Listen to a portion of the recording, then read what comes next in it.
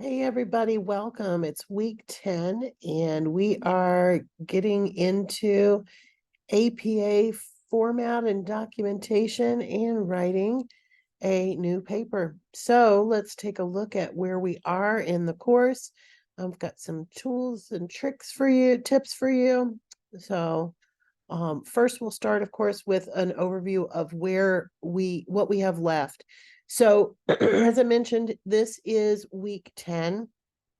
Um, you have looked over the persuasive paper assignment in week 9. It was part of your assignment for week 9. And so hopefully you have been thinking about what you might want to write about. So we're switching gears a little bit in terms of moving from informative topics to persuasive topics. And persuasion is sometimes a bit of a landmine. So we'll talk about that a little bit more. But anyway, so this week you are writing your proposal. So just kind of the same order of things that we did with the MLA section. And you're going to be additionally this week learning more about APA. So this is the week where you will complete the APA skill drill. Now, before I even get into that, I want to remind you that a lot of folks either didn't complete the MLA skill drill at all, or skipped questions, or pretended like it didn't happen. This is how you learn the material. So please take your time with it this week. It is an assignment that will take you a good little while, but that's on purpose. It's going to help you learn the skills that you need for not only formatting in APA, but also documenting sources. So let's take a look at the module. Oh, before I do that though, just kind of real quickly, remember we're going to go in the same order. So this week you're going to propose your topic and do the skill drill. Next week, you're going to do your APA annotated bibliography on your topic. So you're going to give me the proposal by the 23rd, and then immediately go ahead and start finding sources and doing your annotation for the annotated bibliography. It will look a little bit different than the MLA annotated bibliography, but it's the same exact concept. You're finding sources and you are summarizing them and talking about credibility. So that's what's coming up in week 11. In week 12, we're going to be to the draft stage. Now, last time, again, we had a lot of problems with getting people's drafts posted and that sort of thing. So we may end up changing the dates around, but for sure, by Sunday, the 12th, you're going to have done the peer reviews. So even if we don't have those peer reviews up on the Monday, like I want you to, please try to do that. But we may set an intermediate date for that. So we'll cross that bridge when we get to it. So then you're going to have feedback on your draft from both your classmates and from me. And then you will have another week to complete it. Now, week 13 is also the week that you're going to take that grammar test that we've been talking about. So if you have not already done so, remember every single module has a link to that grammar handbook. And of course, you can study grammar things that you know you have a hard time with in all kinds of places. The OWL at Purdue is one of the best places for reviewing things like that. So if you want to look beyond the little textbook that I provided, you're welcome to do that. But that's going to be the grammar review and grammar test. In Thanksgiving week, we're going to have a class discussion that is called a share an article class discussion. And it's exactly what it sounds like. It's going to be you reading an article and sharing it with the class, sharing your thoughts. So some more of that active reading that we've been kind of practicing throughout. And then we will have a week to review for the final. The final week of classes is also the last chance to submit any late work. And a lot of the late work is worth very few points once it's turned in late. So things like the peer review, if it's done late, it's kind of meaningless. So, but you can still at least get some points for that stuff. But Everything has to be in before final starts. Otherwise, you don't get any points for it. The final exam itself is due on December 7th. And just like the midterm, which again, we sometimes struggled with, you take your time with it and you follow exactly what it asks you to do, and you will do perfectly on it. Okay. It is not meant to be difficult. It is not meant to be tricky. It is time consuming. It is a final exam. It's showcasing all the things that you've learned in the whole semester. So it will take some time, but it will open well before it's due. So I think it's at least a week. I don't know. We'll check when we get closer to that. But and then we're done. So we're really getting very close to the end. All right, so now let's go ahead and look at this week's module, which is module 10, week 10, as we said. In the overview, you will, of course, get a reminder of what we're talking about, which is showcasing our new APA skills and, of course, creating that proposal for the persuasive paper. You are going to craft an APA document with your proposal in it, which will have a bibliography. No annotations needed on that first one, just a list of potential sources, and then, of course, the skill drill. All right, so in the readings and resources, we have links to the persuasive paper and the proposal assignment. You, of course, have the APA materials back in week 9 that you can go back to anytime. Those are there for you. We have a link to the OWL at Purdue's site about references lists for APA, because they do look different than MLA references.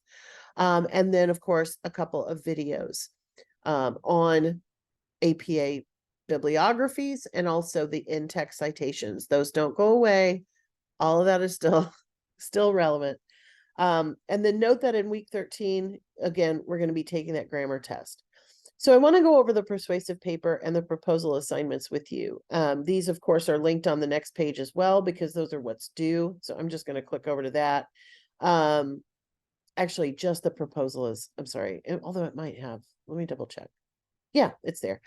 All right, so the persuasive paper proposal, exploring effective rhetorical strategies, that is a mouthful. The first thing, of course, is you need to review the assignment itself. So we're going to do that first. So persuasive papers. In this research paper, you will research and write about a topic using persuasion as your primary mode of development. You need to choose one of these topics. The reason I don't just have it wide open for persuasive topics is that people gravitate towards really problematic topics.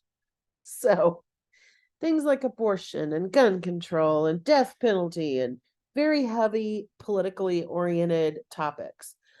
An argument is, persuasion is about getting people to agree with you. So those things make sense, but they also are not very productive to write about, because most of the time you are not going to suddenly convince somebody who is, radically against the death penalty. You're not going to convince them that death penalty is a great idea. If someone is against all regulations of guns, you are not going to suddenly write a paper and make them believe that we should have gun control. So the other thing is that those kinds of papers have been written about. There's nothing new that you can say.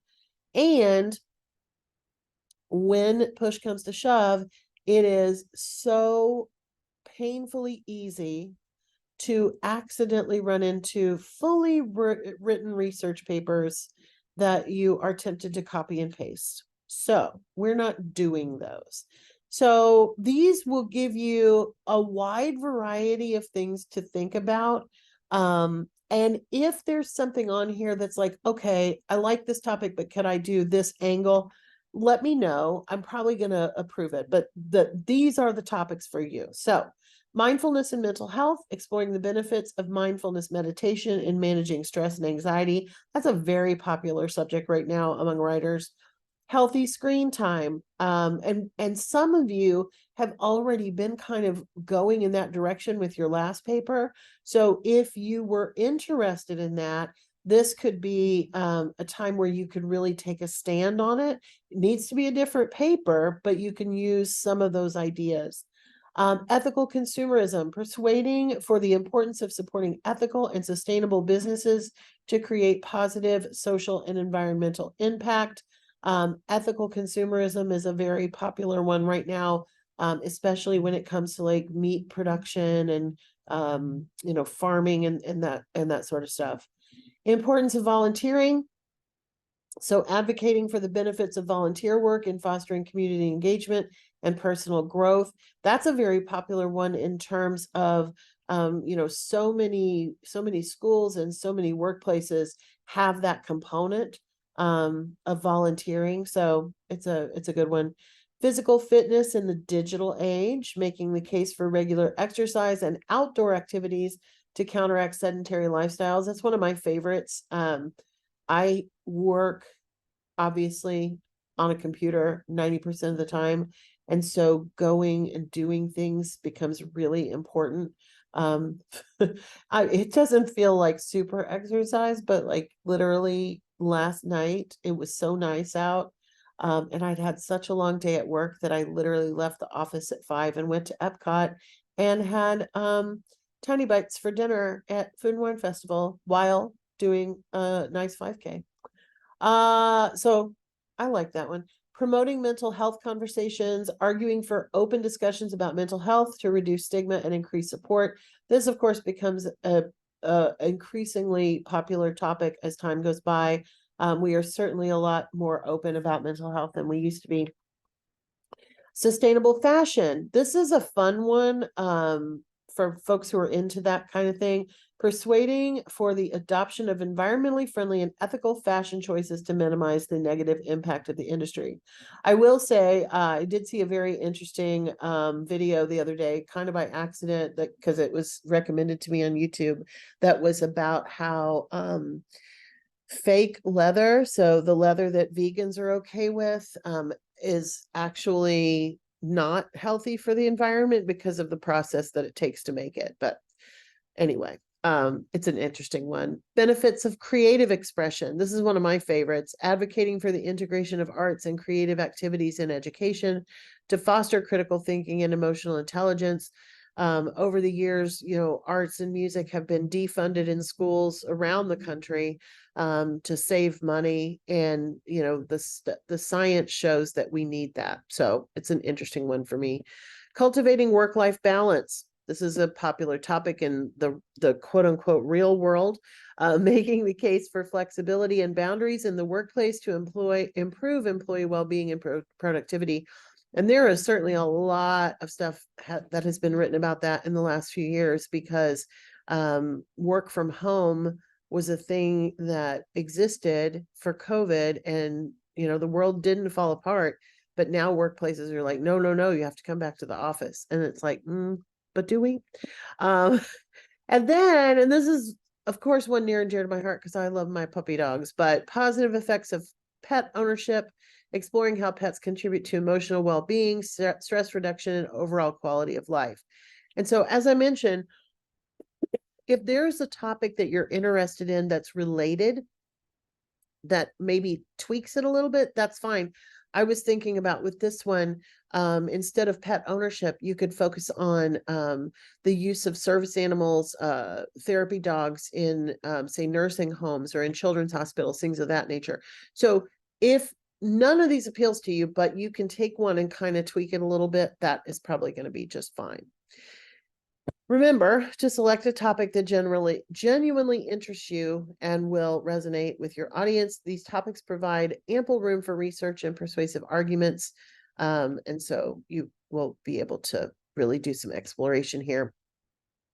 Research and sources. You have to have, just like the last time, a minimum of 3 credible sources to support your research paper. They do need to be from the library. If you're using websites, that's fine, but that should not be the main source for your research. Your thesis will outline the main argument or objective of your research paper. And then, of course, you can read through these. I just really wanted to go over the topics with you. You do want to note that the paper itself is going to be a minimum of 4 pages, not including the reference page and not including the title page, which we will have in our APA documents. So that's the assignment, and what's due this week is just the proposal. So use a Word document in APA format to create your proposal. In it, you'll write an initial paragraph discussing which of the areas of focus on which you plan to concentrate in your paper. Include that list of kind of subtopics that you think you're going to cover. Those, of course, may change, but you want to have a basic outline. You will also need at least 5 sources that you might use in the paper. So bibliography. And then, of course, you're going to attach that to this assignment and turn it in. It is worth 25 points. The rubric is right here. And that is those are your marching orders for this week. Now, I'm going to share one more thing with you, and I'm going to also give this to you in the announcement. This is what an APA paper looks like. So this is bare bones. This is a template that I made that doesn't have really much content, but it does get it set up for you. So APA, and I'll turn this off so it looks prettier. APA does have a cover page. MLA did not. So you will have, the only thing you have to have in your header is the page number, which is kind of nice. But then you'll have the title in bold. You'll drop down, and then you'll have your full name. And then I've filled in some of this for you. Department of English, Valencia College. You don't need to change anything there. You do need to choose the correct URL, or not URL, CRN. I lost those initials. If you're in the fully online course, then you are in CRN 17996. And if you are in the mixed mode course, it is 17621. Those are always visible in the Canvas. So if you forget, you can look it up there. You don't need to change my name. I spelled it properly. You're welcome. And then the due date. Okay. On page 2, you will have the title again, still in bold print. And then you will start your paragraph. Okay. It will be double spaced. Everything is already set up that way in here. It's going to be double spaced. And then the next blank page will be your references page. So this is the same thing as a works cited in an MLA paper, but the entries will look different. So you'll notice we have author's last name, first initial, with a year of publication, the title of the article. Notice there's no quotation marks around it, the name of the magazine or journal, the issue, page range, and a DOI web address. So again, if we're using the library, we're going to have the ability to look at sources and get those citations fairly easily. So let's go do that.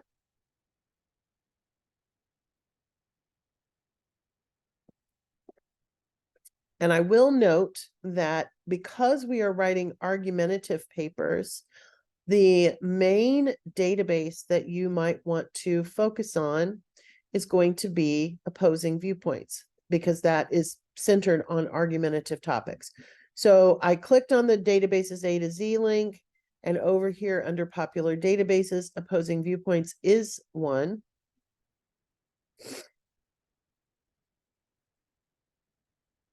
And I'm going to use that first topic just to be on the cutting edge here. So mindfulness, I can choose just mindfulness. Yeah, let's just go with mindfulness.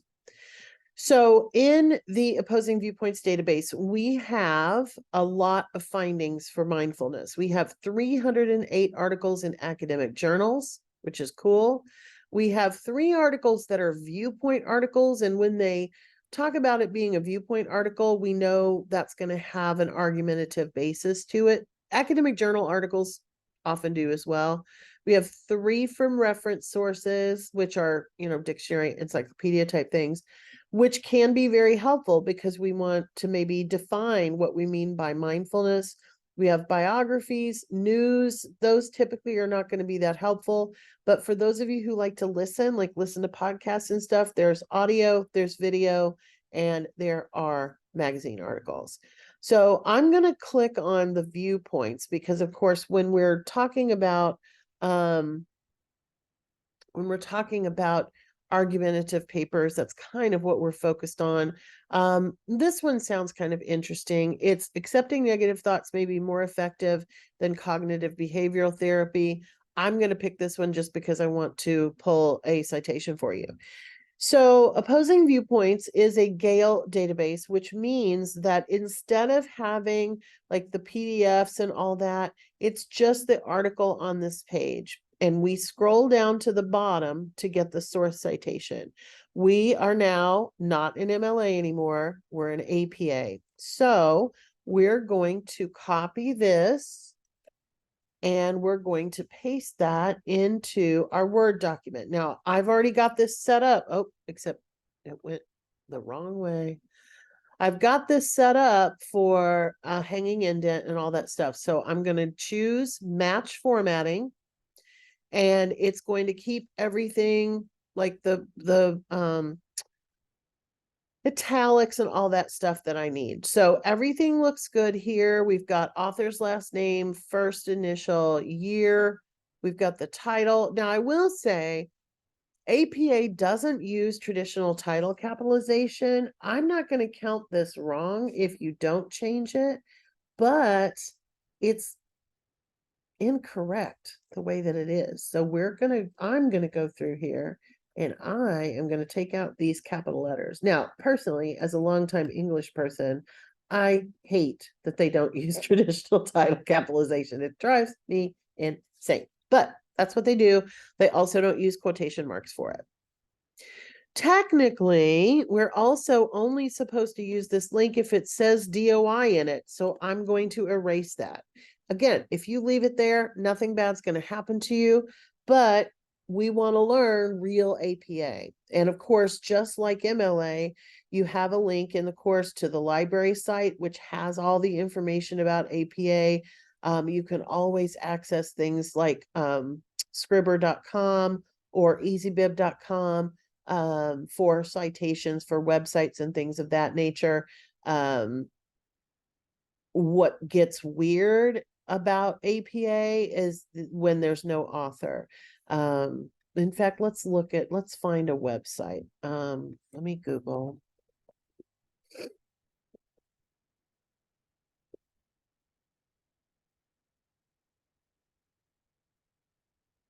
Let's just pick a mindfulness and work-life balance order article. That kind of combines couple of those.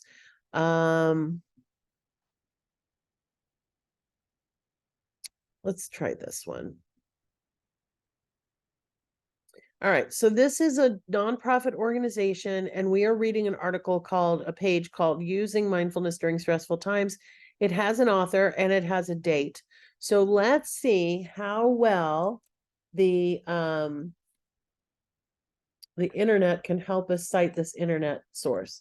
I prefer to use, typically I use Scribber when I'm doing APA citations because I know they do offer them for free. I'm on APA, so all I need to do is paste that and let's see if they have coded things properly. Yeah, looks pretty good.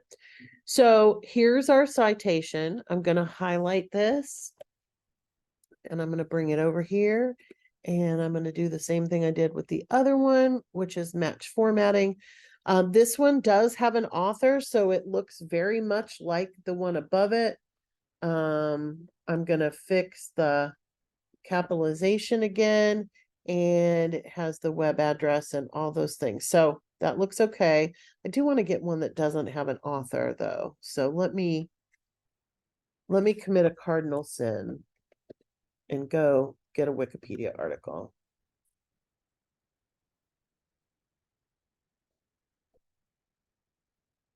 Let's do mindfulness. All right.